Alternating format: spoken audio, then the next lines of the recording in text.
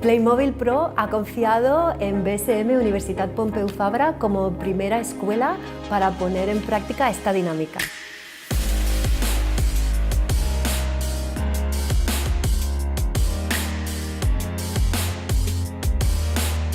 He descubierto que en muy poco tiempo hay aptitudes que yo no conocía de mí misma y otras personas han sacado a relucir y me han dado a conocer a mí. Y también he aprendido que en un ambiente más distendido aprendes muchas más cosas. En este workshop lo que hemos intentado es ayudar a los participantes a que a través del juego con Playmobil Pro puedan detectar y hacer explícitas algunas características personales y profesionales que pueden tener que ver con gustos, preferencias, motivaciones, competencias, habilidades y que representadas en su perfil profesional puedan resultarles útiles para generar una autocandidatura.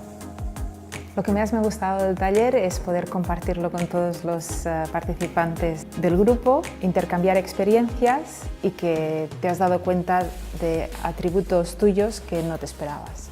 He descobert que a través d'un joc i d'un minutet que jugava quan era petit he pogut definir una autocandidatura sense cap tipus de prejudici, en un ambient distès i agradable. Aprender a jugar como cuando éramos niños con temas de la vida profesional, que es algo que no habría pensado.